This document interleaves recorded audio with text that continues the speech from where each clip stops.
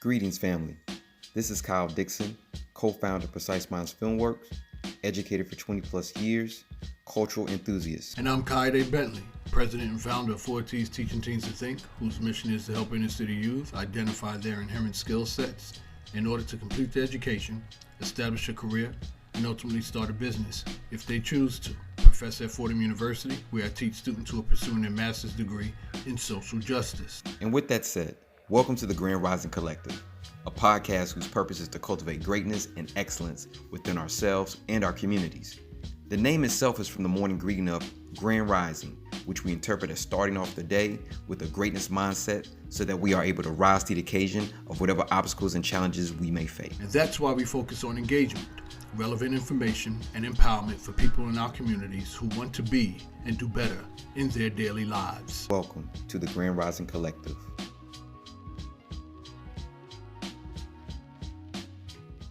Family, thank you for joining us today for this Grand Rising Collective episode podcast. Myself, your co-host, Kyle Dixon, as well as my co-host, KAYODE Bentley, and we have a special guest, again, another special guest that started with us when we started the podcast and was one of our earlier guests, and we brought her back. You know what I'm saying, I was going to say post-COVID, but at the end of COVID, hopefully, So at the beginning of COVID, near the end of COVID, I hope this is a good sign, y'all. But welcome, Miss Kevana Nixon. Thank you, Kevana, for coming and joining us today. Thank you. Like I said, it's always an honor. I always love to hear information. And so the fact that, I get to come on here and share that with you guys, and I love what you're doing. This is everything, the topics you're talking about and the people who you're bringing on. It's so necessary and so needed. So thank you. Indeed. Yes, indeed. No, definitely. Pleasure all are. You know what I'm saying? Family therapist, counselor, community activist, as I call it. That's community activism at its finest. So let's jump in, family. Let's it's this, right? So let's go right into it. Kevin Samuel, let's do it. Let's go right into it. Yeah. So Kevana, I wanted to ask you about the brother because, we talked about it last time we had you on here. It's reference of this whole men versus women thing, right? Mm-hmm. And it seems like these people are coming out, namely Kevin Samuels, but he's the only one of them, right?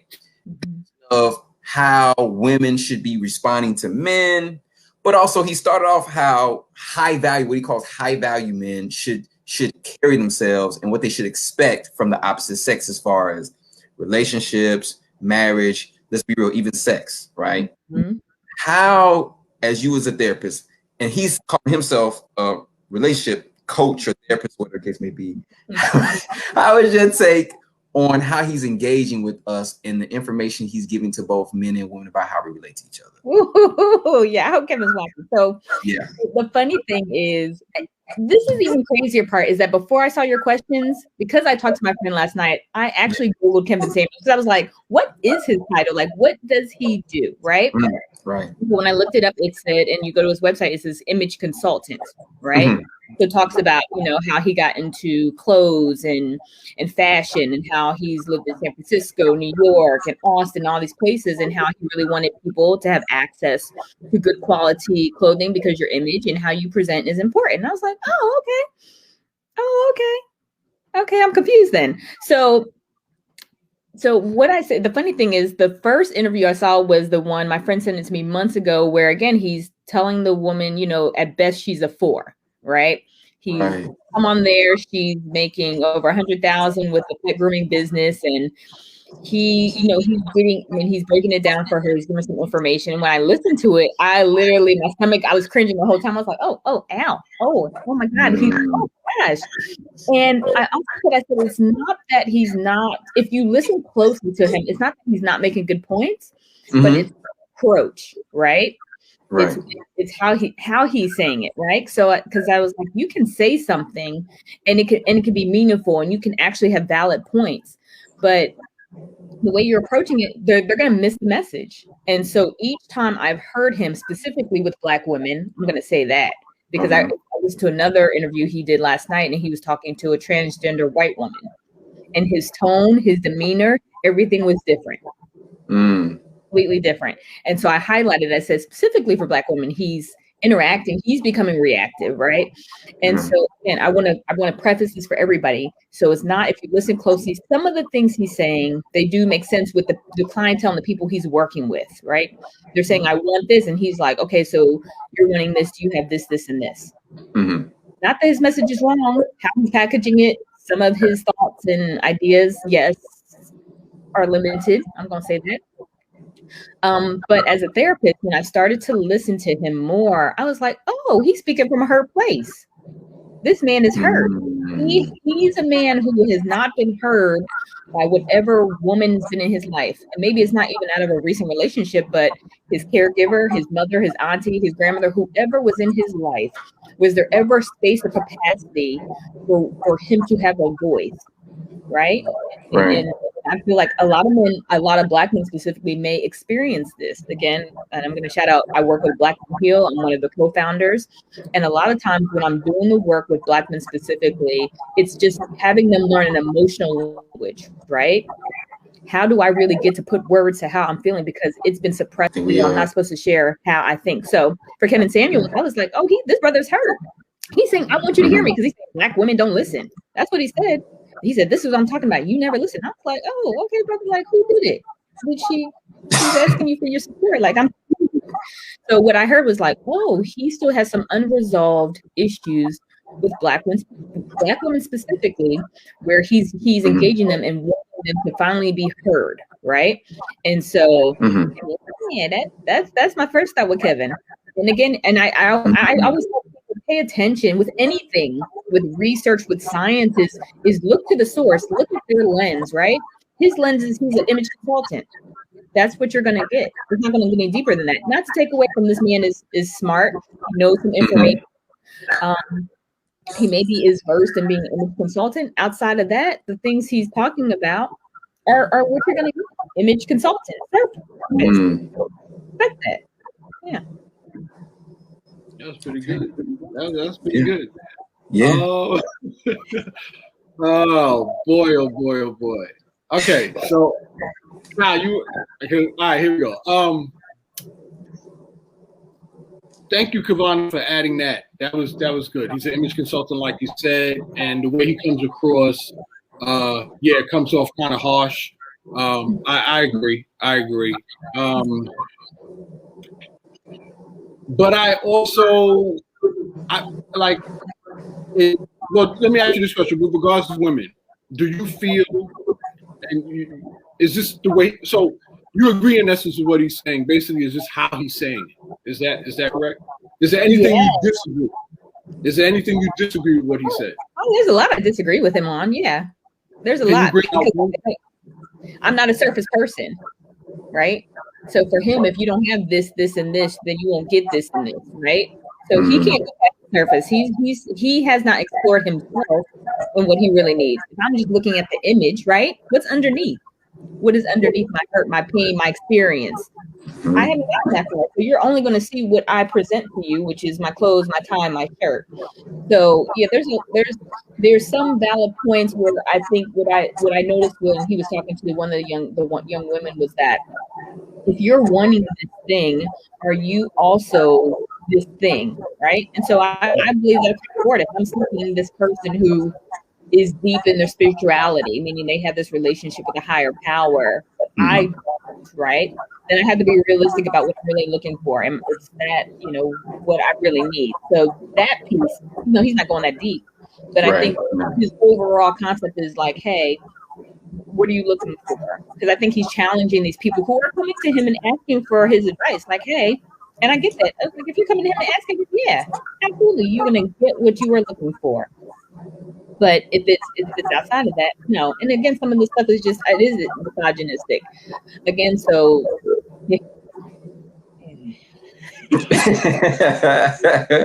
Oh, and to another point, my friend, he was like, well, the thing, Kevana, he's being direct with them. He's being truthful with them. He's like, that's very much who you are. I said, but I'm not cutting to the core of their insecurities. I'm not being disrespectful to who their character is. I'm speaking to you. I'm speaking truth. I'm speaking light into you in the truth, if that makes sense. So, and to me, I don't know. Again, they're coming to him for a specific thing, so that's what they want. But I don't see how you help people grow. Again, my idea and my thought is that he's not really wanting people to grow in a certain way that would match with him. There's nothing wrong with that. He's meeting people where they're at. He's giving them what he thinks they need based off of where they're coming to him to. But. And Kevana, to add on to what you're saying, right? Like as far as the advice that he gives people, because he started out with men. He started out with men with the high value men thing, which could be a little bit problematic for me because, you know, coming from my African cultural understanding is we all have value, right? And I think that's where for me it gets a little shaky. You know, I see where he's coming from. Like you need to put yourself, the best version of yourself out there and be able to project that and people able to feel that from you. To get the best results from a relationship or a job or just your environment. But it becomes problematic when it's like you say, you start rating people like this 1 to 10 nonsense. And we've all done it. I've done it myself. I've done it against myself. I've done it with other people, other women. I've done it, you know, and I had to reevaluate, you know, this one thing during this time of COVID, it has me reevaluate a lot of different things. And with Kevin Samuels, it seems like you said, it's coming from a place of like, I have to make the right wrong, you know, I have to right these wrongs. And and sometimes it comes out really harsh and he's entertaining. I'm gonna just be real. He's an entertaining dude, you know? Yeah.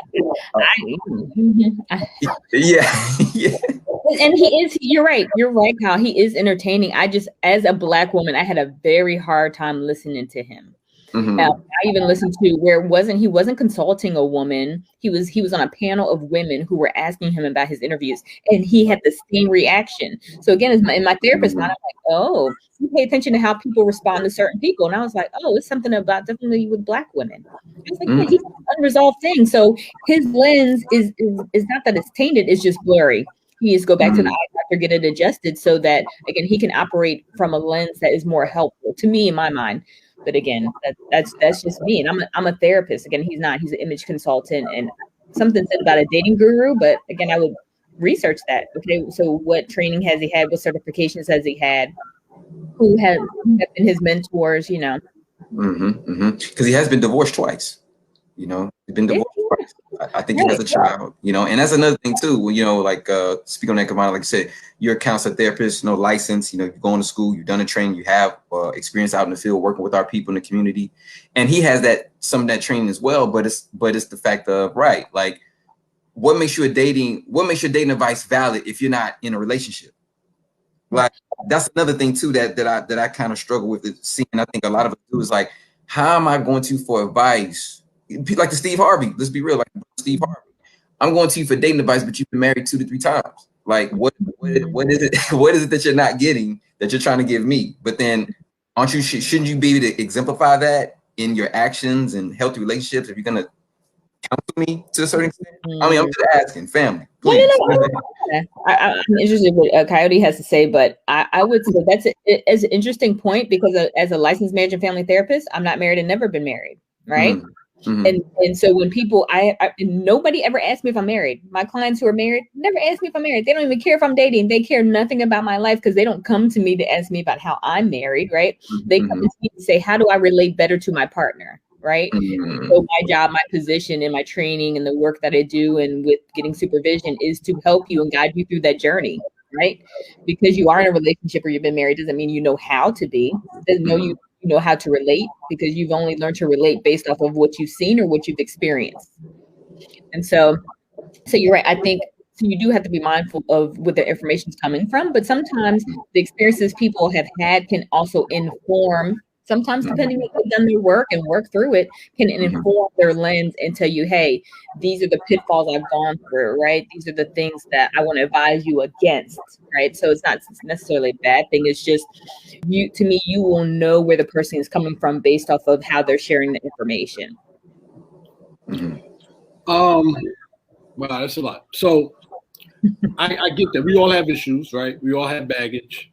And to Kevin Samuels' point, one of the things that I want to bring to the discussion is his delivery. We agree. Sometimes people need to hear it that way. Sometimes I'll tell you, it's sometimes necessary. You're not sometimes just trying and tell someone in a soft, delicate, gentle way, they won't get the message.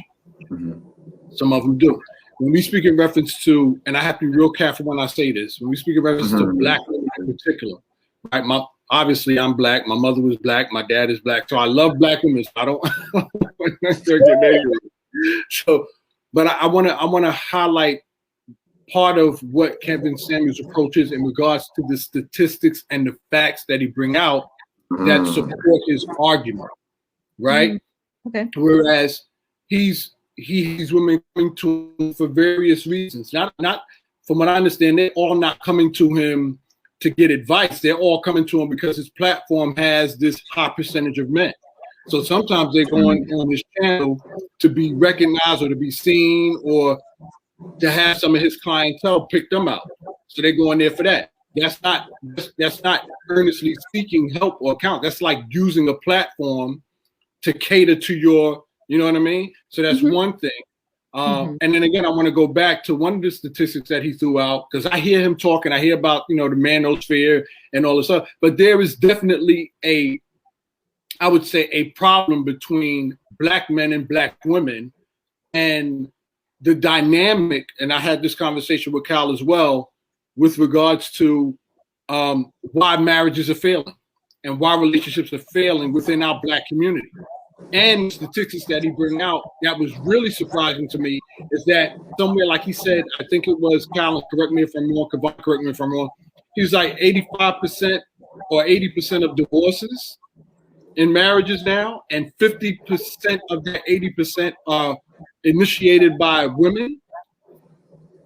I mean, can we talk on that? Like, why it's being perceived that men, have the issue with philanderers, with cheating, and I'm not saying we don't, but when it comes to marriage and keeping the marriage going, then we could talk about the family court system, where a lot of women are taking fathers to the court, not because they care for the child, because they're trying to milk the system. These are women doing this, right? So although he has his issues, although he has problems that he does, I guess the question I'm posing is, he's bringing out statistics, even though his delivery is wrong.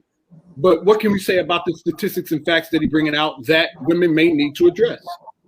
No, so I will say this, is that I would have to research his statistics, right? Because one thing I will say in being a researcher and being a doctoral student is there's not a lot of research specifically on Black people in general. Black women because they don't believe that we should be married. Okay, right? They don't think that we do get married. So again, I'd have to research more about his statistics and how accurate they are, right? Because it may be a more general thing. Again, there's a lot of research out there. I don't know where he pulled that from, and I don't know what lens, right? Because I think about researcher lens too, right?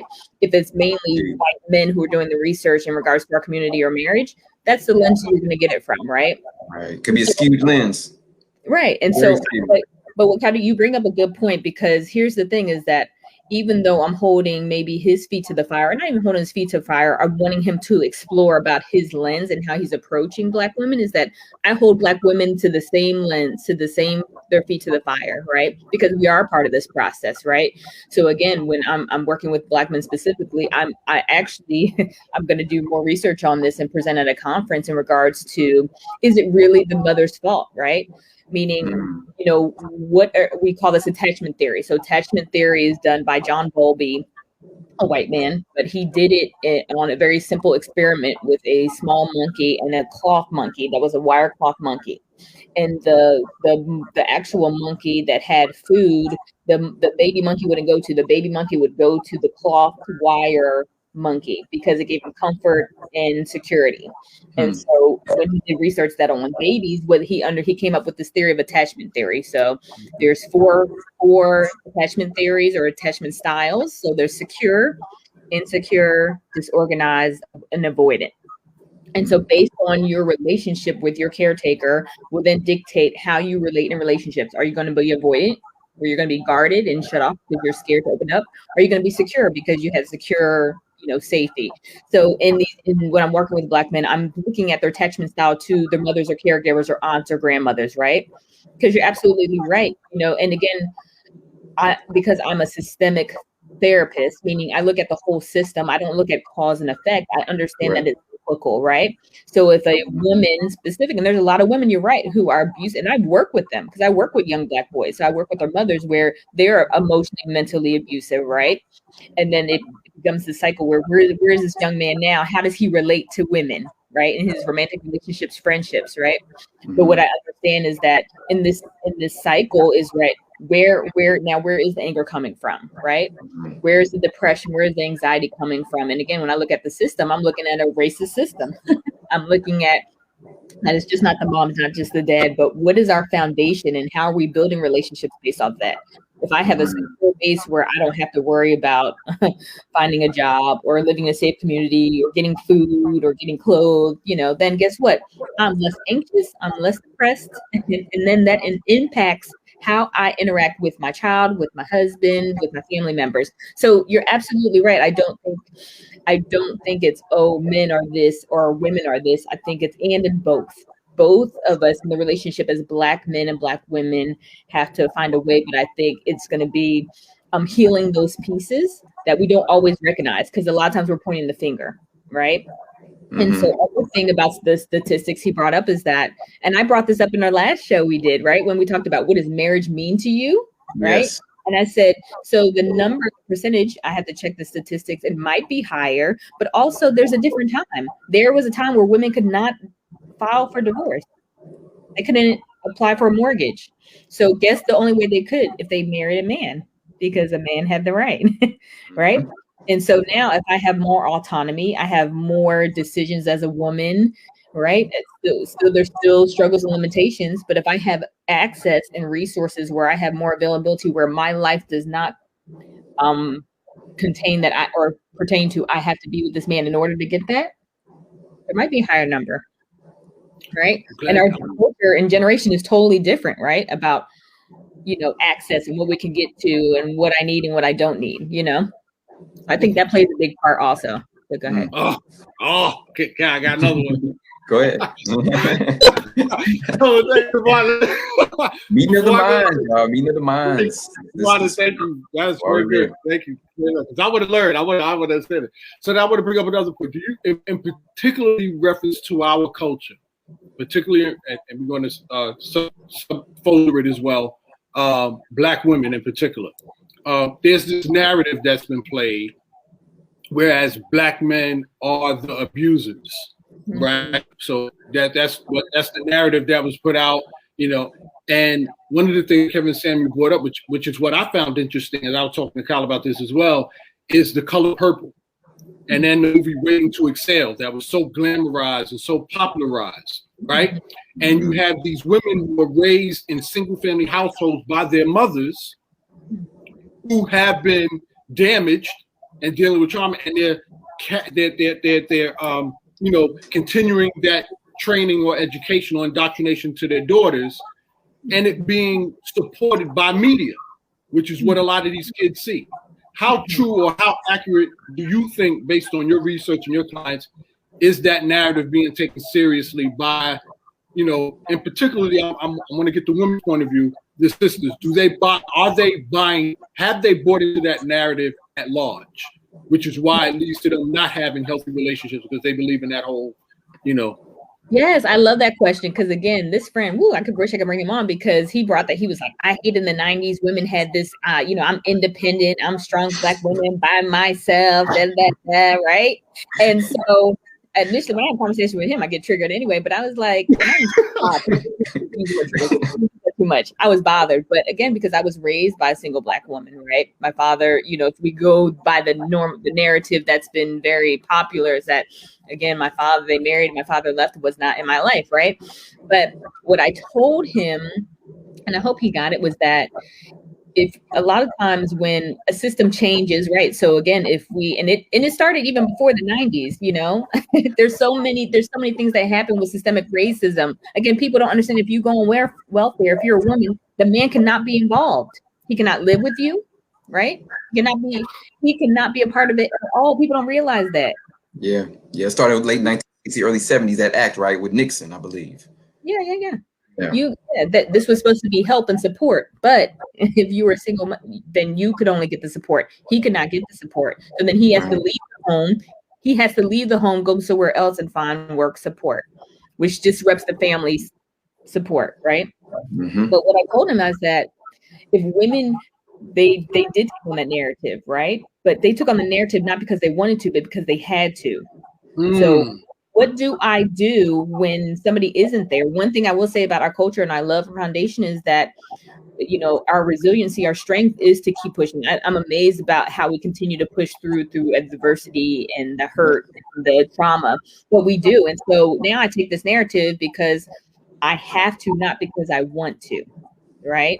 And so if I consistently have this situation where I don't have men who show up for me, support me, and so guess what I have to do?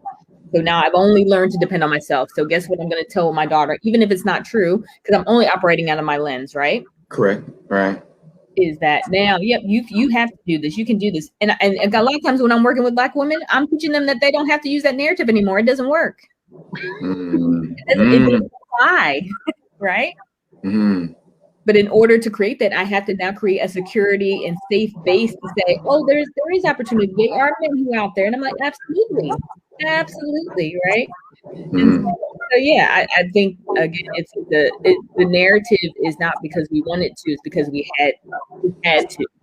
And the had to, now you're right. Now the narrative continues, but they don't understand that you don't necessarily need that narrative anymore to protect yourself. It's a protective thing. Yeah. Yeah. I like that. Let's go. All right. So one more thing, outside. Of all the solutions, that was thank you, Kevana. That was very good. So my question is, how can we, as a Black man and women, but from a woman's perspective, what can women do? Their part that we men can learn from as well to get us out of that training and what do you suggest? What are some of the things? Brainwashing. Oh, good. Yes, yeah. I love that. I'm going to tell women to go to therapy too, right? Get your support, work through your stuff. And one thing I loved, and especially through Black Men Heal, and it's funny because me and the founder, my good friend Tasneem Suleiman, went out to dinner last night, and we were talking about the movement with Black Men Heal and how great it is. And she said that a wife of one of the brothers who came to therapy reached out and was like, hey, I want to buy a t-shirt because my husband is doing so well. I want to support the cause and I want to support him. Right. And that's why we started with Black Men Heal. I was like, what if our men get healed? Right. Then what does a woman do when she's still operating out of her mess and her trauma? She can't stay in it because he's going to be like, yeah, you need to get your stuff together. So I encourage Black women, go to therapy, start to challenge or explore your superwoman kind of stands. Right. Does that really work, right? And I've seen this a lot more where Black women is like, I don't want the strong woman title anymore. I need help. I need support. I want to be at ease, right? And so I tell women, go to therapy, start to explore and challenge your thought process, because all you have to do is take a picture of where you're at, right? Who are the powerful men in your life? Who are the men that are supporting you? Are you allowing them? What are the feedback? Because a lot of times there's patterns and there's themes that happen. So you're constantly getting a message. You're just ignoring the message. There's constantly a message you're getting from men or not from men where they're like, yeah, nah. Also, sisters, we definitely have to. I will challenge a woman anytime I'm around women, they're like, oh, envy and shit, this and that. I'm sorry. I'm like, yeah, no, that's not okay. That's not okay. Just like I won't let a man disrespect, but I'm not going to let you disrespect our men either, right? Because now I have to ask you, like, where did you get that story from? Well, my father, why do you think he wasn't, right? What did he, so now let's go into his family history. What did he go through? What do you think happened to him, right? So now I love the narrative part. There's a specific model of therapy I like. It's called narrative therapy because a lot of it is changing our narrative, our story. Our stories are so powerful when we tell ourselves because it gives us the messages and the things that we play out and then we act out, right? So yeah, we have to explore, challenge our narratives, start to do some deep dive and go to therapy. Get that support. If you don't like where you're at and you start to pay attention to those themes and patterns because they tell you something. Yeah. Definitely. Woo, family. See, this is what I'm talking about. This is what I'm saying. Like, Part 2. Oh my gosh. Oh my God. I hope y'all listening, man. I hope y'all are truly listening to what she is telling y'all, because she's schooling. She's teaching today. Okay. But you said a lot of great things. No. I mean, of course. You're the homie. So, but like, one thing, Kevin Samuels does preach therapy. I will give the brother that. I do appreciate that. And you made a great point as far as allowing people to help you. I think that goes for men as well. Like, we don't allow. I know, speaking for myself, I didn't allow a lot of people to help me because I was coming from the idea like, hey, like, you only get help when you really, really need it. Especially as a man, you expect to do things on your own, and then it becomes like a burden. Like you carry this Superman, Superwoman identity. And I started to buck back like a few years ago with the whole strong black man, strong black woman. It's like, of course we're strong. Like, we're still here. It's like, and strength comes in different ways. A lot of times, what I've seen, women carry strength as a man, or typically a man would carry strength. But a woman's strength is not the same as a man's strength. You know what I'm saying? And that's great. I'm becoming to appreciate that even more as I'm maturing. Say, wow, like this sister's strong, of course, but the way she shows her strength is very beautiful. It's like it's very complimentary to how my strength is, and and I'm just not physically strong, but coming to that, the mental, emotional, spiritually, and the things I've really encompassed during this COVID is getting in touch more with my emotional vocabulary. Because we as men, we's like, how you good? How you really, really good? It's like, come on, man. Or I'm mad. I'm happy or I'm mad. It's like it's only 2 variations. Like, that's all we got. Like, we're human beings. We have a much more emotional diversity than we allow ourselves to. But because of, like you said, systemically, as black men and black women, brown women, brown men, if you want to go to Latinos, is what we have not been able to express on a wide range our emotional vocabulary, and also, and not just that, but not be vilified for it. Not be vilified for, or like KAYODE, how you say before, getting gaslighted. Like, oh, stop, man, get over it. And it's like, well, damn, I'm hurt. Like, I feel sad right now. Right. Or I feel upset, or I feel very excited and happy. They're like, yo, calm down, relax. Like, no, like, play it cool. It's like, nah, this is how I feel. Like, this is how I feel, and I want to feel this way in this moment. And whether you agree with it or not, this is where it's coming from too. I love when you said, like, I call it the backstory. What's the backstory? Yeah. The backstory of, why is this person so upset? Like, why do you always like upset? Why do you always like snap? Go into the backstory, right? Find out where it comes from, even with my own family, and my parents and things like that, being able to talk to them and getting those backstories, like, oh, now I'm starting to understand why you maybe respond the way you do, Yeah. Let me want to add one more thing. One of the things that I think is missing that I think has power, but Kevana, please shed some light on us and let us know from a woman's perspective. I don't think women, and this is from a man's perspective, I don't think women realize when we talk about power, like man power, I don't think women realize the makeup of how we are. As men, we're made a certain way, women are made a certain way. There's certain things that men are good at that women simply aren't, and vice versa.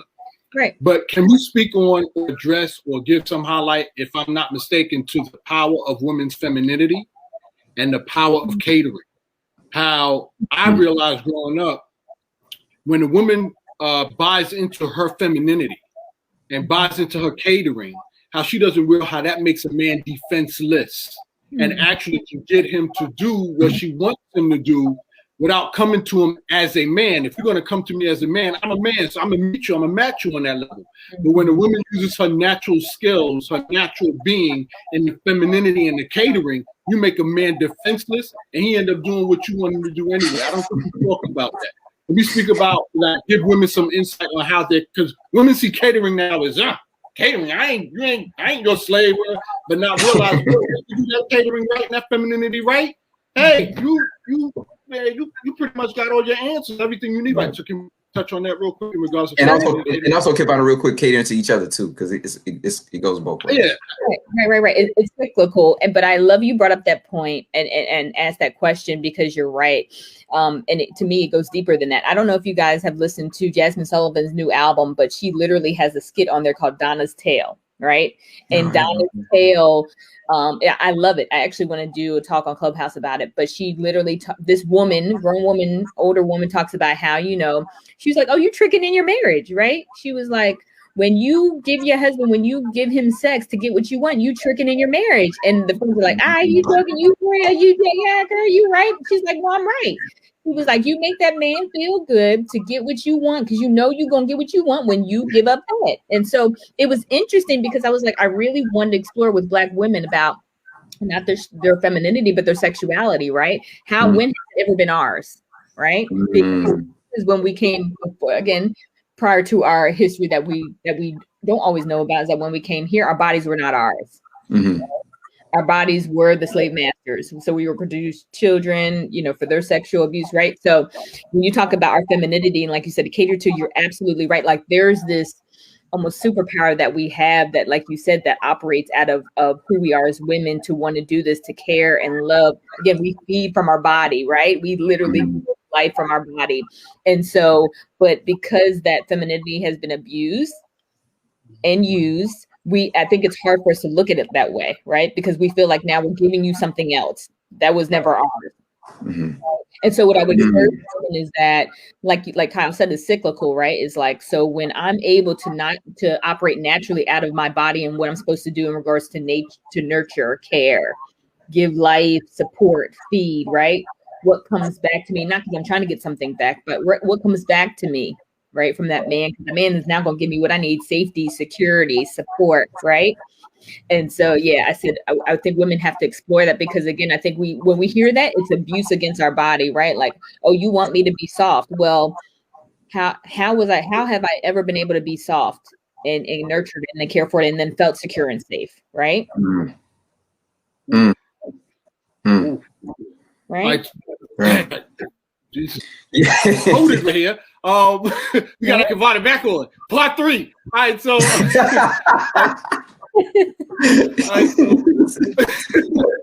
Hey, we do part 3. Man. I'm all good with that. So let me. I hope maybe this is the last one. I'm not sure, but there's this big thing about what do you bring to the table, right? So women think, man, like, I'm bringing money, I'm bringing security, I'm bringing, these things to the table. Sex. Right, and the women answer to that is, I'm bringing sex. This is a privilege for you to have it. So, I mean, is that the women's line of thought is? Like, I don't have to bring anything else. My body, my feature, my good looks. Right, I am the table. Right? I am the table. I love that. Yeah, that's hilarious. The funny thing is that our culture and our media plays so much into the idea, because I think it depends on, again, your era where you come from, your culture. Again, I'm born in 78. I'm an 80s baby, and in the 90s, women were powerful. It wasn't, we still had the little Kims and stuff, but it still was this authority with us that owned the femininity, but also owned, who we were. And so I think it depends on where they're at, because you're right, because some may think, actually, I'm telling you guys, listen to Jasmine Sullivan's album, because there's another script where a woman comes in and she was like, it's sad, but I do know that I can have sex with him good, and I know he's going to come back. She's like, I don't want to, but if you look at the girls on Instagram and this and that, that's what I have to do. I know that I'm coming him back. I know I can make him come back to back to back. That's what I bring to the table, but that's all I know. Right. And so I think it depends on where the person is, their level, their experience, their life, their history. What have the women that come before them or taught them? What have they taught them? Did they have to do that? Right. And so, yeah, I think what you bring into the table is all based off of your lens and your experience. But I don't think it should be, because some people might be like, yeah, I just want money. I just want this and that. Okay, then that's what you want. That's what you'll get. Right. I think it just depends on what you really, really want, and what you want won't always connect with what you need. And sometimes people don't realize that till later, right? Two things, Kevana, what you said on that. Two things I want to interject is the idea of men simping, in reference of catering a woman, or being able to appease her, but be able to be comfortable with her, and feel like she needs or they need in a relationship. And also, I want you would comment on like the narcissism that is developing. KAYODE have been talking about that recently, and we're starting to hear it come up more and more on like social media, that whole narcissistic personality. Yeah. Don't like those two things, like the simping of men, the quote unquote, and then in reference of the narcissism. Yeah, so the simping men, remember I hadn't heard of it last time. I was like, simping, what is this? Right. And then I recently even heard it. Somebody called Michael B. Jordan a simp because of his relationship with Lori Harvey and what he's gotten into and her history. And I was like, okay, this is interesting. So I think kind of, Kyle, going back to what you said in regards to, you know, again, to me, the relationship, anytime I'm working with couples, it is very, again, it's cyclical. It's like, so how are we giving to each other in this relationship? Right. So, but if you find yourself, and this is to men and women, if you find yourself in a relationship and you are overly giving, right, over to the detriment of yourself, you really now need to take a look about, why am I doing this? Sometimes it's harder because you don't have the forthright yet. You don't have the insight yet to say, oh yeah, I'm still seeking this love that I never got from my mother, right? Mm-hmm. I'm still looking for somebody to love me because I was rejected or abandoned by whoever. So that might connect to it, but I think you just have to, if you are not like it's a tit for tat and I have to get exactly what I'm giving, you know, but to think about your motives, you know what I'm saying? Because what happens when you can't give that?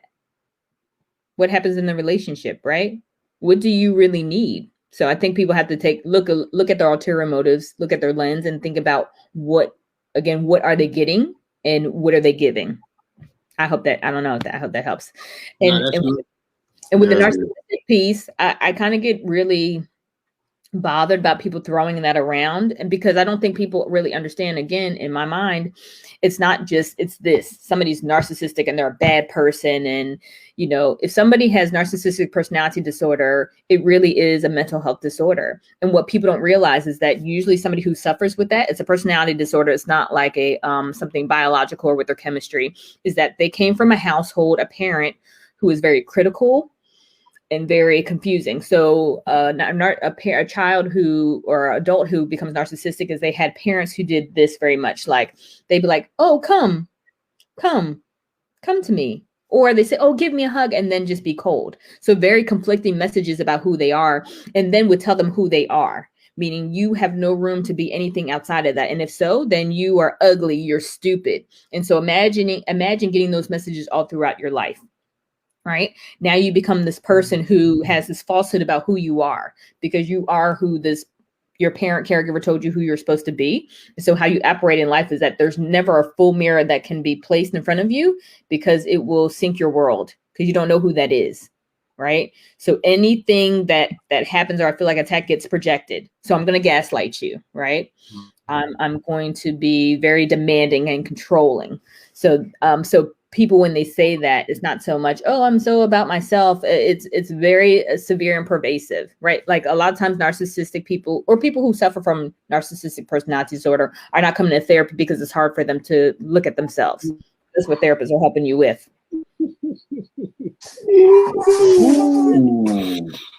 Mm-hmm. Okay. All right. Shake the breakdown. Yeah. Kyle, you brought up simps, right? Real quick question. Yes or no? I think this is basically what this was. Did you ever check on MGTOW or simp, or what were your thoughts on the difference between the both or the two? Yeah, and she spoke on simp, and that's why I was asking that question. She spoke on that, but that MGTOW thing is, you know, huge. I still didn't look up. No, I did not. I was so confused, but I was like, what is this? And again, maybe far removed from the generation, but I love to sit in a room with the young men and find out their experience, right? Find out, because again, people think all the time that people just come up with this thing and they're evil, they're bad. And like, no, it's connected to something. It comes out of hurt, trauma, and experience, something. There is a catalyst. And again, the catalyst is that it's just continued, right? Somebody hurt somebody and it hurt another person. So again, we just become the product of that. But if I don't explore, again, where I'm at and what I'm doing, it would just continue. So. And Kevana, I don't know if you got a chance to see it, but we did, KAYODE and I did an episode review of Malcolm and Marie. And and while we were doing it, we were thinking about Kevana has this, because this is just all the way problematic all through it. Oh my gosh. I told somebody, I was talking to a friend about it, and they were like, you know, I thought it was great because I was just bothered by what he was saying, but I was just like, I understand from your lens why you're saying that. He was like, it was just great to see, you know, an intelligent Black couple have a conversation. I was like, what the did you watch?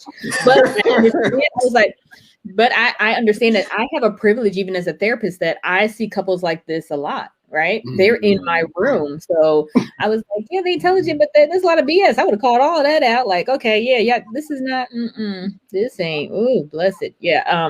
You may be book intelligence, but emotional intelligence is zero, like close to nil. Like right. And so perfect. He definitely, I say, would suffer from narcissistic personality disorder, right? And then usually what people don't realize is that if you have a certain style about yourself, you're going to attract a certain person. So I would I can't diagnose her, don't know anything, just based off of the movie. I would say she has borderline personality disorder. They kind of go hand in hand. But what I saw was a lot of who hurt people just continue to hurt each other. That's what it's all. Wow. Okay. Yeah. It was a lot. It was a lot. So people who watched, I would love and be curious to hear what other people thought about it. Some people thought it was great, and I was like, it was a good movie to kind of give you kind of a backstory. But I was like, oh, it was a lot. It was a lot. All right, to the Malcolm and Marie, because I keep calling Malcolm and Eddie. Malcolm, Marissa, and Megan. I'm like, no, man, Malcolm and Marie. I just never remember the names. All right, so I asked the question to Kyle. I said, with regards to the ending of the movie, I was saying, I asked Kyle. I said, do you think that they have a future together? Maybe this was a highlight, a spotlight into their life, and because this was the first time he received that acknowledgement and success, and the stuff that they shared, you can't come back from that. So maybe it, woke them up to, do better. So I asked Cal, you think they'll last? Cal said, nope, no, it's done. It's a wrap. They're not lasting. And I said, maybe they will, because this will motivate them, to fix their stuff and, continue that bond and move forward. So I'm posing that question to you after having seen Malcolm Reed. Should they last? or should they? Question: do you think they have a future together, and or should they even still be together after what you just witnessed in that snapshot of their life? Right. That's a great question. So the surprising thing is that I think they would stay together, but they would still do the cycle. This would be their cycle, the term of their relationship, right? This would their interaction would not change. This would be, so if they stayed together, this would be their interaction. They would not grow from it because of where they both are individually, right? And I actually did pose this to my friend. I said, if they did break up, she would be the one to leave. She would be the one to leave. He wouldn't. She would. Okay. Because if you look at the dynamics of the relationship, he needed her to feel good about who he was and what he did. And she needed the same thing. It just looked different. So like for the scene in reference of like, I stayed with you through the therapy, I was here for you, and then like hey, did you see how I did the awards? And he was just really looking for like her approval, like a whole lot. Yeah. Or it's a very what I call sometimes in therapy, it's a one-up relationship. And again, if he has narcissistic personality disorder, he'll always need somebody who he feels is weaker or needs him, because he'll always be the hero in that narrative. Right? Wow. Yeah. Thank you. Right. What are your premarital beliefs? Ooh, okay. What about specifically? Because I got a bunch of them, but okay. Val, please elaborate. Yeah, so premarital beliefs as far as the couples you ran across, because I've heard that some people in their pursuit to make that next commitment of marriage, that when they go to pre-marriage counseling, it is not to, it is only to say, what do we need to, not, it's only to like approve of them getting married, but not to say if they should even be married or not. Yeah. It's to say, okay, what do we need to do in order to get married? It's like, whoa, should we be getting married? No. That's great. And so most of the time I advise people should do premarital counseling even before they get engaged. Because again, I've worked with premarital couples, right? And so a lot of times they're coming to me and they're already engaged and they're planning for the wedding. And what happens is they take more time in planning for the day than they do for their marriage. And so I remember I had this one particular couple, and there were definitely some very keen issues. And I remember the last session before they stopped coming, I didn't ask him like, should you be getting married? I would just ask the deep question. I think the fiance was like, yeah, I don't know. The interesting thing is the wife did not schedule till after they were married. And I was like, oh yeah, she didn't want to talk about that. To deal with that, because if we went there, they probably wouldn't have been getting married. Wow. We started to think and contemplate, like, yeah, what would this look like when we're married? What would this be? What would that mean? So I advise is to, one, seek a therapist. If you want to use a church, you can use the church. But unless your pastor is a licensed marriage and family therapist or a licensed therapist, I would advise you to go to a therapist. But do the planning before you get engaged, because then you can tease out. Some people don't even talk about finances. I remember I had a couple I work with, and the wife, because she comes from a background where a lower SES, she really struggled with talking about finances, where her fiance was very comfortable. And so when he would bring and try to help her, he would shut down and stonewall him. Really like go away from him, and he couldn't understand it. He was hurt. He was like, I'm trying to help. And so he would get upset, and then again it would start the cycle, right? But until we explored that, like, yeah, and she was like, no, I get really embarrassed. He never knew that. So I work on the marriage before you even get engaged. I've heard that recently. Definitely heard that recently. Before you even think about getting married, or let's say a long-lasting, committed, healthy relationship, you should be gearing up and practicing for that even before that final stage. Yeah. And why do you want to get married? I always ask people that, why do you want to get married to this person? Why do you want to get married? Great question. Right? Do what you want and why you want to get married doesn't match up with the person you're going to be with, because it'd be something different and you'll get in that thing and you'll be totally disappointed throughout the whole marriage.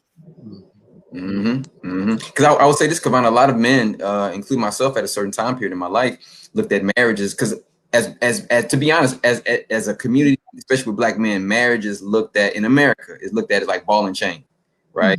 Yeah. Oh man, like once I'm married, everything is done. It's a wrap. Like no, and it's like, oh, I gotta make sure. In the famous term, happy wife, happy life, right? Yeah. But I've definitely reimagined this, happy spouse, happy house. You know what I'm saying? Because meaning it goes both ways. Because a lot of men feel like if I'm catering to my wife, going back to the catering thing, if I'm making sure my wife is good, what about my needs? What about not just sex either, like emotional needs? Yeah, absolutely. Yeah. So like, what are some of the things maybe for men, for us to maybe acknowledge with that connection with women, and as far as viewing marriage, like you said, as far as the purpose? Yeah. Oh, I love that question. And I feel like that's something that definitely needs to be explored more, right? Because again, so a lot of times if your perspective is I'm losing something instead of gaining something, you have to think about, well, what do you think you're losing? What do you think you'd be gaining, right? So start to explore that. And there's nothing wrong if you don't feel like marriage is for you. Absolutely. Then that's not for you. Be comfortable in that. But think about what are the beliefs. A lot of times I've even been around men where they're like, I've never seen a good marriage, so I didn't want to do it. Right. So it wasn't so much I'll be tied to somebody, is that I didn't know how to do it, so I was scared to do it, so I didn't do it. Right. So explore your thoughts and ideas about marriage and what it means to you. What are you, again, losing or gaining? And how are you looking at it? It's like the glass half full or half empty. It's both, just how you're looking at it. Wow. Thank you for sharing that, Kyle. Thank you for giving us insight on that, Kevana. My thought process on marriage was always a beautiful thing. I remember I was 3 years old and I saw my parents sitting together. They were about to separate at the time, but I never forgot the feeling that I had when I saw both my parents sitting together on the couch. I felt so safe. I had my dad there who's a protector, and I had my mom there who's nurturing, and that stuck with me. So I always thought marriage was a beautiful thing. I always looked forward to it. I can't wait to get married. But after the years,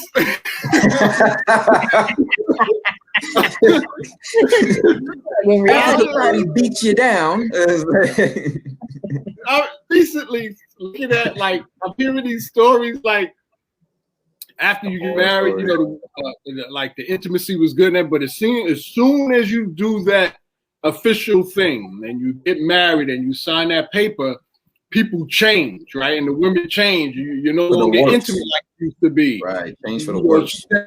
Right. She flipped the script, and those little things that were minute then that you could tolerate magnifies going forward. So that's the question I wanted to ask you, Kevana, based on your experience and your studies.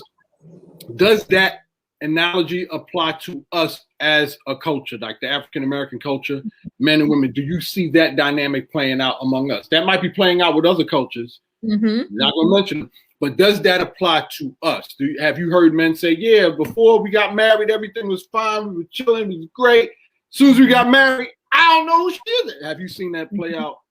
You know what? I actually haven't. The funny thing is that people have this idea. Yeah, once I signed the dotted line and we're actually legal, it's changed. And I was like, no. So that was one day and you signed a piece of paper. Whatever was happening before was happening, is going to happen after, right? So the dress, the tux, the thing, that didn't change anything. That dynamic was still happening. Probably your perspective of what it was is different, right? Or your expectation. That's what I said, explore your expectations, right? Because some people wait to have sex till they get married. So they're like, oh, we're going to be getting in once we get married. But is this person, how comfortable are they with their sexuality, right? With themselves and understanding that, because that might play a part in it, right? So I tell people, if they're coming to me, especially I work with a lot of Black couples, is that what's happening now is happening in the beginning. And so I asked them, I have a couple that's married for 20 something years, beautiful Black couple. And they came to me because they were like, we don't communicate. Usually we text or email each other to ask about what our needs, and they have kids. And I was like, oh, okay. I was like, y'all been doing that for 20 years? Right? So when I started to explore what communication looked like and who they were, the husband even said, he was like, well, no, she really has always been like that. I thought she would change. And I was like, oh, that's interesting. Why did you think she would change? Right? Because then that's on you. That's not on her. So yeah. So a lot of times, more than not, what I see is that what's happening in the beginning is happening now. They just ignored it in the beginning, and they ignored it not because they fully wanted to, but there's research and there's like a standard of that. When you first fall in a relationship, you literally are on a natural high for like the first 5 or 6 months, right? So your brain literally blocks out some of the stuff that may annoy you, like them chewing with their mouth open, or them snoring, or doing something that you don't necessarily like. Once that goes through the real pieces, the honeymoon period. Yes. Yeah, the honeymoon period. Yeah, the pieces of it, you're like, wait, I don't know if I really like that, right? Right. So, but based off of who I am I going to compromise and work through that, or I'm just going to ignore it and think it's going to get better, right? Or based off of what I think I want or need, and I'm going to stay with them. And then, right, it comes to a head at some point. There's usually moments that happen, because there's also, just like there's developmental times in our lives, there's developmental times in a marriage too, right? So child being born, maybe you lose a parent, maybe you're buying a house, maybe somebody loses a job. All of those events are going to impact the system of the marriage, right? So right. And it's one thing too, Kevana. I mean, I didn't always think bad of marriages. I want to clear that up fairly. My folks were married, until they transitioned. So, but what I did see with my parents and other families that I came across in my neighborhood, it takes work. You have to continue to work at it. And I think that's one thing I'm starting to realize more and more is like, It takes work, but but when people say that, it's like, oh man, I gotta do this. I already got a 9 to 5. I gotta work at this too. It's like, but it's like, no, if you really love that person, I would hope you go into it with some type of joy, in doing that. I love that you say that, because that's the point I want to make, is that it does take work, right? I always tell people, if you're committed to the process, this will be okay, right? Because I have some people, when they're not committed, they're going to get up and walk out of the room when something hard comes up. And I'm like, okay, well, I can't do anything about that, But I was like, but we will sacrifice our lives, our bodies, our minds for a 9 to 5, right? Work that, but we won't be willing to do the same work for a relationship. Because I tell people all the time, I was like, okay, is your boss or your coworker going to come to your hospital bed and take care of you and feed you if you can't use your hands? I don't know. You know what I'm saying? So where are we putting our energy and our time, right? Yeah, but it's definitely the work. Yeah. Cal says that all the time. I'll go travel cross state for a job, but I won't do it for my significant other. I had to come to that conclusion. I'm like, think about that. I mean, we're talking about it now, relationships, and it's just like, okay, so I'm willing to do all this for a job, a 9 to 5, where if I died, they would never come to my funeral. But then the person I'm really supposed to be spending the rest of my life with, that's supposed to help me and help each other, we're not going to do that. Like, that's backwards. Mm-hmm. Yeah.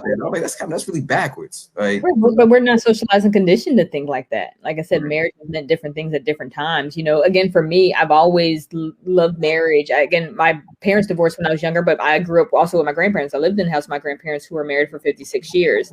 They were not perfect, but I saw them build something together. I saw them support each other. I saw them rubbing Ben Gay on their elbows. Like, I saw, you know, things. So I was like, oh, wow, that it can be a beautiful thing, right? Mm-hmm. Listen, we got another part of question we got to ask you, Kevana. We don't want you to go, but I have to ask this question. I think we're somewhere near the close to the top of the hour. Can we continue going? Can we? Yes, let's go. Yes. I love this. Narcissistic personalities in kids and people. What are your thoughts on that? Okay. So usually we don't diagnose kids with narcissistic personality disorder.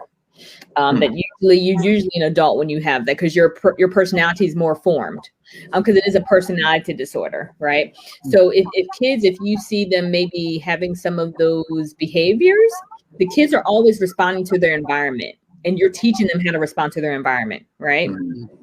Right. So if they're self-imposed, or I've worked with families or parents where they give a lot to their child because they feel guilty or ashamed about something that they didn't protect their child from, or they didn't give them. So they don't set any boundaries with them, right? And so the child becomes, you know, what we call like a spoiled brat. You know, they get upset when they don't get their way. They shut down if they don't know how to do it, you know, and the parents like, I don't know what to do. And I was like, okay, so what happens when you do set that? And I was like, oh, I don't do that. I'm like, okay, well, why is that? Well, you know, what makes it hard about setting that boundary or sticking to that, you know? And they're like, oh, well, they're gonna, you know. And if we go deeper, it can be connected to something like, you know, they were, you know, when they were away from me and I had to go, let's say I had to go to jail for, you know, 3 months and I was away from them, they were hurt, you know, I feel like it's my fault, right?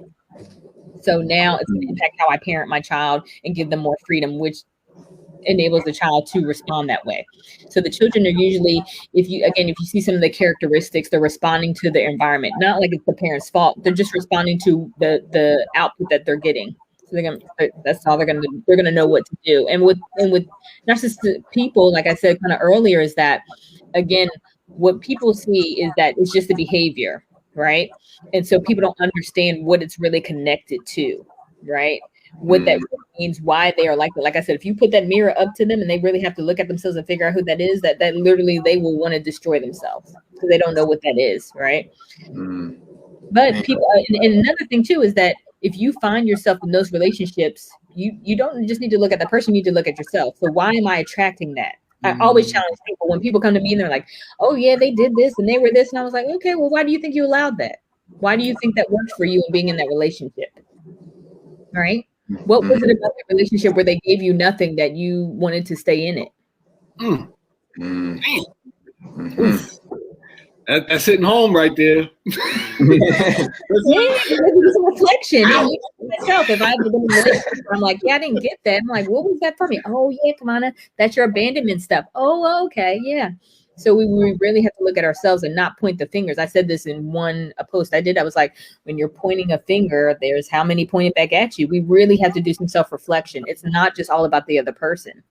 I'm attracting that. I'm drawing that in based off of where I'm at. Not a bad thing. I just have to look at it and understand why. If that fits for you and you work and you want to be with somebody who struggles with their personality, by all means, do it to wear yourself out. But if it doesn't work for you, you got to do some self-reflection. Because you're going to keep running into the same people. Different faces, different names, same people. Yeah, law of attraction, you know. Yeah, that's that. And that's the, you know, one of the positive ends of COVID, like we talked about right when COVID first started, was that time for self-reflection. Whew, you don't like that.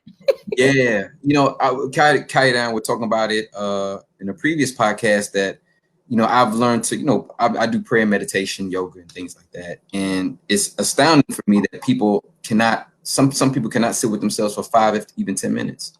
Just no TV, no phone, just by themselves in their own thoughts. Some people just, they're not able to do it, unfortunately. Yeah. And it's shocking to me, though, you know? Yeah.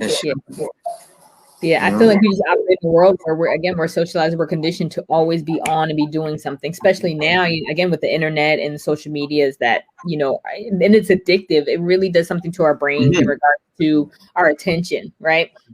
And so, yeah, but when I tell you when COVID hit, my business was booming. People were like, yeah, I've been in the house. I'm depressed. I'm anxious, but also my partner, I didn't know they were like this. Like, yeah. Like, guess what? No more distractions, right? What happens when you take away the distractions? Right? I have to really like that person. Do you really like that person that you're with? That you married? Like yourself. Do you like where you're at? Exactly. And that goes into my next question, Kevana, like with COVID, like what have you seen, within reason, of course, what have you seen purpose of COVID with, like you talked about the couples that you counsel, but also like children and the parents, 'cause we talked about it right at the beginning, because of like the at-home learning, the parents, we talked about how the parents need to maybe take a step back, because they can only do so much. The children need to have a space as well. So how has that worked, or have you seen your clients from your experience, from your lens, how have they been able to handle it, or have they been handling it somewhat well or gotten better throughout it?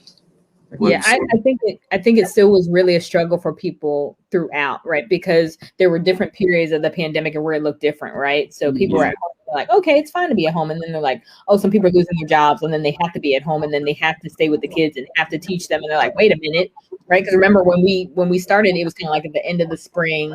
Right. So it was like, a couple of weeks where we have to teach our kids. Now we get to the beginning of the school year and we go through a whole marking period where they're like, I have to teach my child and go to work.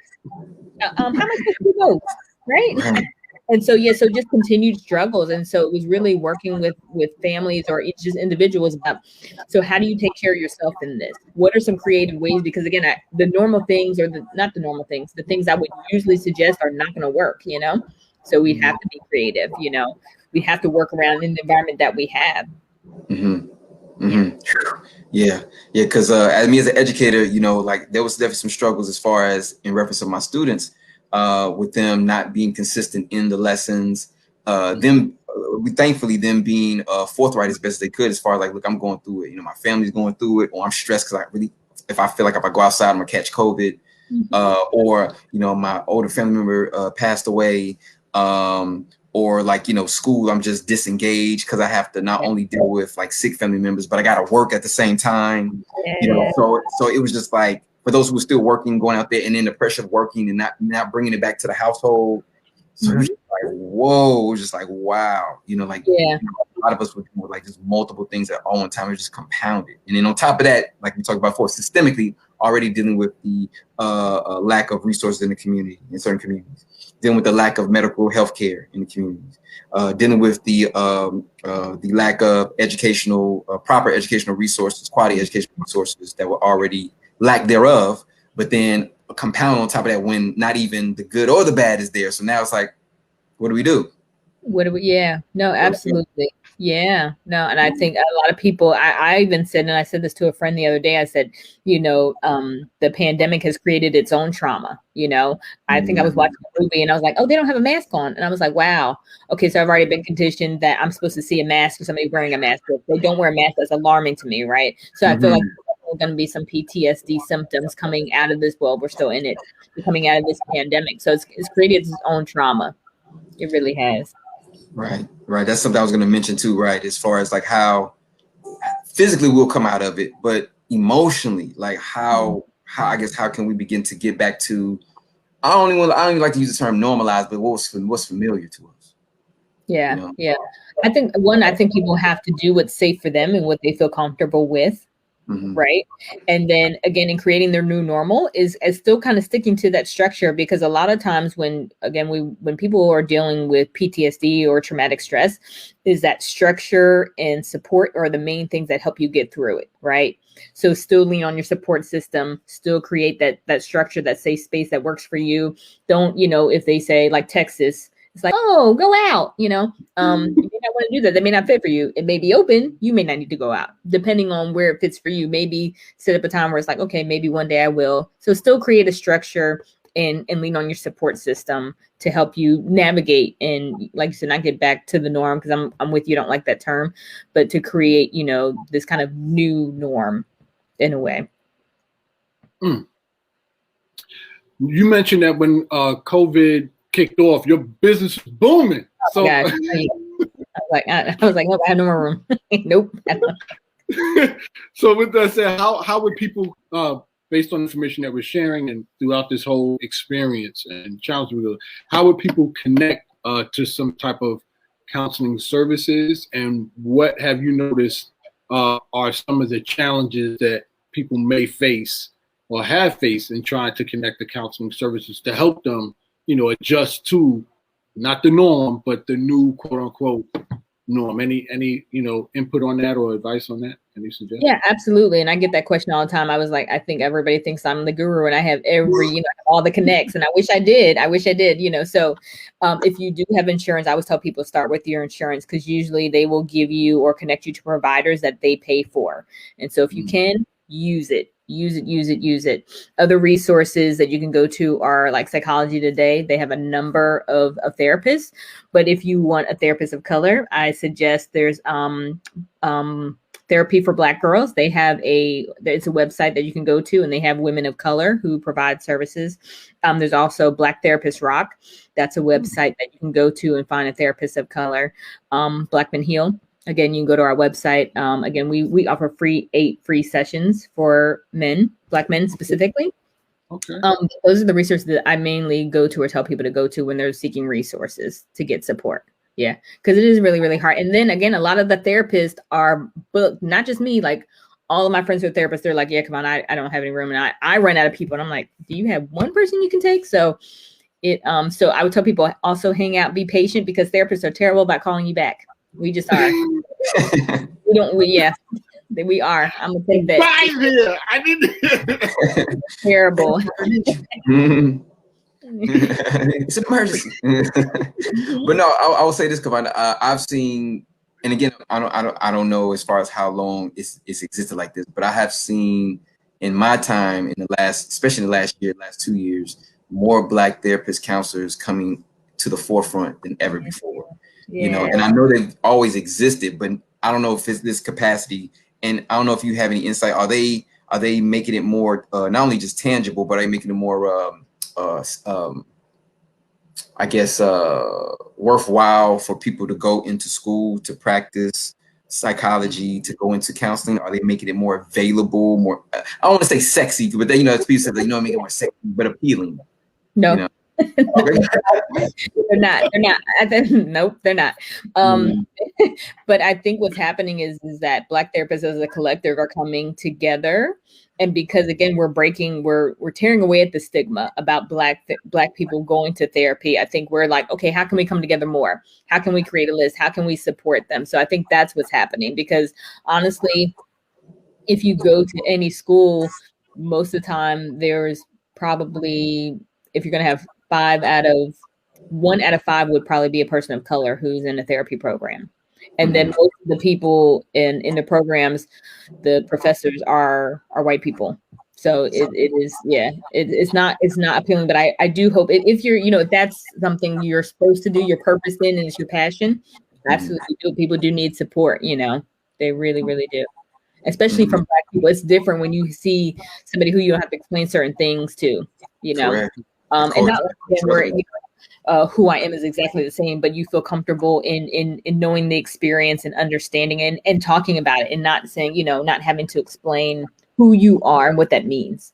I think that's very important. You know, I think it's very important. I'm a big proponent of going to a therapist of the same ethnicity and culture, because again, like you said, it's that commonality of, and it's not trauma bonding, but it's that commonality of just experiences. And just knowing, like you said off the bat, like I don't have to thoroughly explain. You already know after jumping in, we can just delve right into it a little deeper, you know. So it's a barrier, you know. So that's a barrier, more commonality, you know. And speaking on that too, in reference of like, you know, with COVID and us not being able to be physically in the same spaces, and we talked about it before, but I want to go back to it really quick because somebody posed a question in the chat, like the dating apps. Right, the different dating apps or the meetup apps. how do you feel in reference of creating significant, healthy relationships through dating apps? Do you feel like they're effective? Do you feel they only get to a certain point? You know, or do you feel like they'll fizzle out once COVID begins to relinquish? How, you know, or you know, have you had clients that met, or you know, horror stories? I just no, that's a great question. I think I will say this, even before the pandemic, though, the dating apps were very much a thing. Like again, in this culture, and I'm not against it because I think there's some definitely strengths to it, you know, because you had to be creative of how you meet people. But I think they're here to stay, and I think people will continue to use them. You know, it's just, again, what am I using it for? What do I want to get out of it? Right. So there's Tinder. If I just want to have sex with somebody, maybe go on Tinder. Right. If I just want that, you know, if I do want a lasting relationship, maybe I might go on eHarmony, where I ask more questions and they do more of a match. And then I, you know, really connect to somebody. But I think it's some, you know, self-exploration about, well, why am I doing this and what for? But I think the dating apps are here to stay. Like I said, even before the pandemic, it's how people connected. It's how people connect now. You know, I even for myself, I might have friends on Facebook. Have you ever experienced this? You're friends with somebody on Facebook and you might see them out, but you don't speak to them, which I think is very weird. Yeah. But it won't happen, you know, but again, that's what social media has created this disconnection. So very much with the dating apps, it's created that same thing, you know. Yeah. Connection, disconnection. I never heard of it that way before. Yeah, I just made it up, but yeah. Oh yeah, well that's your turn. That is though your turn. I feel like that's what it is. I feel like that's what it is. Yeah, we feel once we go on there and we get 20, 90 likes, we feel connected to all those people who like this, right? That they really know our story and who we are, and they only see that picture in that moment. Yeah, Social Dilemma talked about that. Kind of watched the Netflix doc, Social Dilemma. Talk about like the dynamics of that. I don't know if you got a chance to see that, Kevana. But I did, yeah, watch. Yeah, very interesting. Yeah, all the people created psychology, the mind, psychology of the mind. Yeah, they know what they're doing. Yeah, definitely, and family. Real, you know, if y'all see me out and y'all don't say hello, I'm just you're not part of Grandma's Collective. You know what I'm saying? But no, I will say this. I've seen people, you know, out and about in New York, like, and I'll just be rushing, and I'll see them from a distance, but I can't. You know, it's too much for me to say hello because I'm in the, you know, I'm in the fray. But see, COVID happened. Slow down. Now I'm like, hey, we can talk here. Call me. At least call me. You know, let's talk voice to voice. You know, and that's important. You know, for me. You know? Yeah, absolutely. Like I said, there's some strengths in internet and social media. Again, I'm able to talk and connect with family members where I would only be able to connect with them if I saw them in person, you know, that live out of the country. Right. And now we can FaceTime, we can go on WhatsApp, we can do all these things where we connect and share our daily lives. And so again, there's some strengths to it. You know, we just have to be mindful about what we want our connections to really look like, you know, especially with dating. But I think the dating apps are here to stay. Yeah, not going anywhere. With that said, in regards to COVID, you know, we were told to stay hydrated, make sure you drink your water. Kyle, thank you very much. The fruits and vegetables. Kevana, are there any other like foods that you recommend for like to keep our brain from going crazy from this new adjustment we're having to make, as well as our behaviors? Is there any special diet we should have regarding? So I won't talk about too much of that because I don't specialize in that. I can talk about what I've done for myself, and again, because Kyle's a homie and we've been friends for a long time, I know I've talked to him about the differences in my diet. So I did a fast in the beginning of January where I didn't have the Daniel's fast. I didn't have any sugar, bread, alcohol, meat, dairy, nothing. And I've done fast from other things, but dairy was this is the first time I did from dairy. And after I was done, I was like, I'm not going back to dairy. I felt nice. Almost nice. Yeah. Pescatarian. I'm not fully vegan yet. That's all right. Process. It's a process. Right? But for me, I felt more focused and more clear. Right. And so you just want to be mindful about what you're taking because it does affect your mood. Right. So if I order pizza, which is fine, you know, now and then, but if I'm eating it every day, I want you to pay attention to what your body does. What does your body do? Right. Because it can connect to why am I more sad? Why am I more depressed? Right. What did I eat? How does that connect to it? So I say just be mindful and everything in moderation. I can't tell you be vegan, be pescatarian, eat more veggies, but pay attention of, does what I'm putting in my body match up with what I want to do, right? So like I'm back in school, so me feeling sluggish and tired and unfocused is not working for me in a doctorate program, right? And so when I do that, like, oh yeah, it helps 100%. So I just tell people for that. And then also, and I've done this for myself, is that you have to get out, find a way in a safe way that works for you to move your body, to do something, because our body movement is so important in regards to our brain functioning. Yeah. Very good. Very good. Stay in the place, stay in the room, whatever you need to do, but do something to move your body. Definitely, the body's meant to be moved. It's meant to be movement, And Kevana, correct me if I'm wrong. They say when you're in a very depressive state, or at least semi-depressive state, getting your body moving is very important. Yeah. That's what I heard.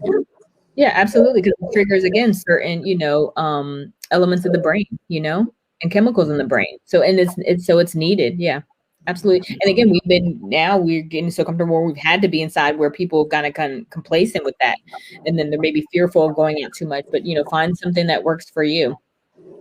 Wow. And is that, real quick, is that part of the analogy of why when people feel depressed, or if there's situations that they keep busy and active, like cleaning the house and stuff like that, because it keeps their mind off whatever the situation is, does that in some way tie into your mental health and prevent you from yeah, absolutely. Okay, I gotta get Kevana with this one, Kyle. Please jump in. We just did a hip hop Biggie Smalls documentary. Let's go, Biggie. You want to current hip hop Biggie Smalls doc and songs about mental health. What are your thoughts on that? I love it. Love it. Actually, Hal knows me. I'm a big hip hop fan, R&B, rap. And so actually, when I teach, I actually want to use the Meek Mill song "Trauma." Ooh. Because it talks about his experience. He had stories that told about his experience, and so those people were like, "Oh, they're talking about killing him." It's like, no. He's telling a story about his experience, right? So let's look at his experience, because guess what? His experience, you're going to see a young man who's out there who you're going to be doing therapy with, right? And so people did more of that, like understanding that, music is a tool, right? And there is such thing as music therapy, but we absolutely can connect to those artists who are telling stories, narratives. There is a model called narrative family therapy that I use, where it's surrounded by the stories that you believe, and rewriting your narrative and taking power over your narrative, right? And so same thing with hip hop, we have some wonderful legends who have told stories that, again, from their experience, not they're promoting that you need to do this, but I mean, now it's a little bit different, but I won't. Right, yeah, because the mumble rap, because I don't understand it. That's what they enjoy. That's what they enjoy from it. That's what they enjoy. That's what they needed. I personally, for me, yeah. So I just want them to mumble something that's worth of substance. You mumbling. I don't know what you mumbling, but yeah. I want to add to this real quick. What I recently learned, I didn't, as a guy growing up in the city, and as African Americans, we deal with certain things certain ways, right? Which required to be strong all the time. But what I have to say is that, there's this thing, journalism is usually associated with being a girl, a feminine, or, that whole thing. But when you say, like, artists, they write their rhymes. And I think there's therapeutic in just writing, right? Mm-hmm. Oh, yeah. Like you're doing a few days and stuff like that. So I want to, for the family, let them know that, sometimes just writing down your thoughts for that day or that month or that, over the month, where you'd be surprised at how beneficial and healthy that is. Yeah. Journaling is important. Absolutely. Journaling, little notes. I always tell people affirmations, whatever you need to do. Again, for myself, if I have a jar where I do, like blessing affirmations. If I've had something that blessed me for the day, write it down, put it in my jar, and I go back and read it like in a month, 3 months, pull it out because I might need it. I've kept journals for years. Sometimes I might go to a journal I had 6 years ago and go to the same date, and see the words I'm giving to myself is what I needed, So it's powerful. I give a lot of, depending on the person, I give them writing prompts, or I tell them to journal, and you don't have to, a lot of people don't write stuff down now, but you got so many apps on your phone, you can do a voice memo, you can do whatever you need, that fits you. Yeah, find a way to get out your thoughts, what you're thinking, what's going on for you. Awesome. Yeah. That journal is very important. Like I said, getting those thoughts out of your mind onto paper, and it goes with goals too. Getting it out because it's swirling around. It's like swirling around with everything else, and like to put it down. And they've done studies on this. They've done studies on actually getting your thoughts, putting them on paper, and your hand writing them out, and then connecting with the word, connecting with the idea, connecting with the purpose. Right. So that's very important. Very powerful. Words sound power, as they say. Words sound power. Yeah. So like what KAYODE was talking about real quick, KAYODE, in reference to the Biggie, Biggie's first album, Ready to Die and Life After Death, and then of course right. It's a classic. It's a classic. Me and my B, Right. Me and KAYODE was like, Big's about to go on when you hear that, it's like starting off the track. Yeah. You have to go in. So in the 4/4. See. I chose that as one of my songs, one of my favorite songs from Biggie. See, Kevana already know. She already know. Dr. Nixon already know. She already know, fam. That's what I'm saying. I'll be using it in all my classes when I'm teaching family counseling. I'm telling y'all all of it. That's what's up. With regards to family secrets, and why do we have them? How do they affect us? How does family secret? Why do we have family secrets? Number one, and how has family secrets affected us? Oh my God, I love this question. I don't know where y'all was just in the lab, but I love this question. I want to write about family secrets because they're very powerful. They can do a lot of damage, and so a lot of times people think secrets are to hurt somebody, but they're really for protection, right? And so I'll give a small example. So my father did not know who his biological was till he was 17. His mother had kept secret that the father who he knew to be his father was not his father. And so that secret, people don't realize. They're like, oh, he found out. So what? But he had 17 years of his life who he thought who he was connected to, right? That goes away. There's betrayal, there's rejection. So who is my father? Who am I connected to? And so a lot of times when people are keeping secrets, there's family secrets, it's about protection. It's either protection for the other person or protection for themselves. But what people don't realize is that it can be very damaging. The secrets can be damaging because you never know what can happen afterwards or what can be connected to it. So what advice could you give to families or children of the families that the secret is being kept from? Is there any solution to that in any way? Or is that just a norm? Is that just how it is? And you gotta. How do they approach that? How do they bridge that gap? And think one, it boils down to, are they willing to reveal the secret? You can't heal what you don't reveal. Right. So if there's this festering thing that keeps continuing to happen and they're still maintaining the secret, why are we maintaining the secret? They have to explore that, And I would say it's very hard to do on your own, but let's say they do reveal it. It comes out in some ways that, there has to be a collective understanding, right?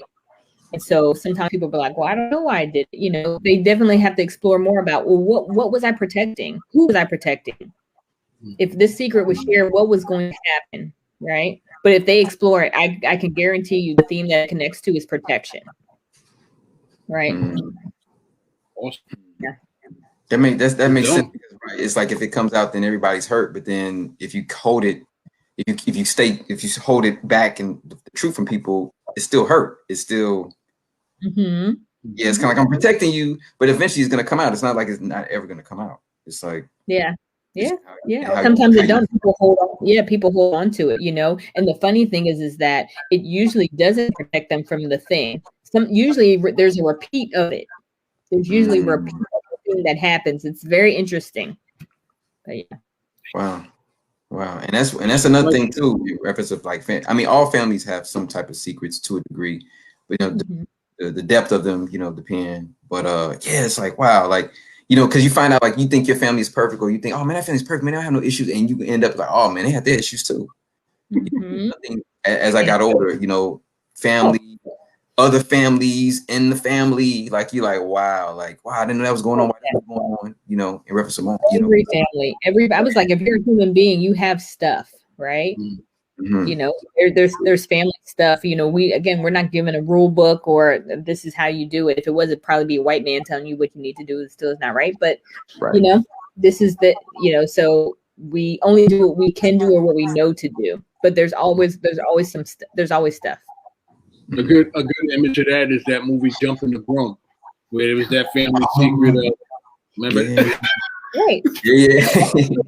Protection. I'm gonna use it. Right. Protection. Right. There you go. Good one, man. I saw that in the theater too. That was a good film, you know. With that said, I'm all out of questions, Cal. If you got any more questions, let her have it. Other than that, Kevana, please, leave us with some parting words and what you prepare for in regards to this new norm and ushering out of COVID, and just any therapeutic advice that you can give us as a culture for the community in general. But that's only if Kyle doesn't have any more questions. If he doesn't, please enlighten us with your parting words, and be ready for part 3. Yeah, that'd be my question. That's my question. When are you coming back for part 3? That's my question. Whenever y'all need me to. I love this. Right? When I saw the questions, I was like, oh, Kevin Samuels. I was like, I just talked about him. I was like, we need to talk about his family secrets, all of it. I love it. Yeah. So whenever you guys want to have me on, please, because I love these discussions, and I think it's just important to have these conversations. If we're not talking about it, what happens? We're just left to our own devices, because I learned something. Even though I'm skilled in what I do, I would tell people this: always be curious, always understand, always think about what is their why, right? So Kevin Samuels, I can't be like, oh, he's an asshole and he's a misogynist. What is his why? Why does he approach things that way? There's a reason behind it. There's something connected to it. So yeah, whenever you guys want me back, having me back. The words I want to impart is just, I know last year, we thought we were going to come in 2020, it was going to be amazing, and we're new, all this and that, but we made it through. And so I really a lot of times we forget what we've been through and what's brought us to the moment right now. Right. And so think about, what did I do? What was my foundation? How did I get through that? Because you can still use some of those things to get through. We're resilient as human beings, right? And so I'd say use that, yeah. Indeed. Especially for our Black people. We are some beautiful, wonderful people. Man, every time I'm just amazed. I don't know if you guys watch United States versus Billie Holiday. I haven't watched it yet. It's on my list. It's very powerful. But again, it just gave me an example of how, again, what we do now does impact what happens later, even if we're not around for it. Yeah. So, yeah. And that's the true thing about legacy. You never know how your legacy is going to be, as far as giving other people opportunities later on down the line, people in your family, people in your community, in the whole nation. It's just like, wow, you just don't know the impact. Yeah, we don't. Yeah. Heal people, right? Let's do that. Let's do the healing. I think like that's that. Well, that's our phrase for black men heal. Healed men heal men, right? And so same thing for human beings, right? See, I'm talking about KAYODE. Say hurt people. You know what I'm saying? Like, this is, oh man, it makes me think of the other thing me and KAYODE talking about. We talking about earlier relationships: give and take, no, it's give and receive. You know what I'm saying? Receive. Yeah. So yeah, no, this is awesome. And I will say this, family, a lot of things that we talked about the first time Kevana came on, stuff that I was already doing, stuff that I encompassed, it works. Trust, it works, y'all. Life, what did it say? Life is no crystal stair. What did Langston Hughes say? Life has not been a crystal stair. Trust, there's things that have been happening in my background, KAYODE background, I'm showing you as Kevana, but we have mechanisms and tools in order to not just keep the peace, but be able to deal with it maturely. Not push it aside, because the more you push it aside, it's going to build up on you. Right? Absolutely.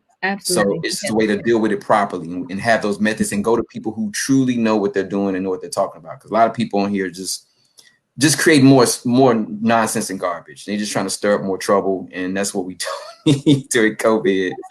We got a lot of hurt people, and so I say this, and I say this to all my clients, and this is not me saying this. I saw this on a saying or something, but it was like, if I don't heal from the thing that cut me, I will bleed on the person that didn't. Right. So if we don't do that work, again, we're perpetuating the same thing that we don't want to do. We just don't realize it.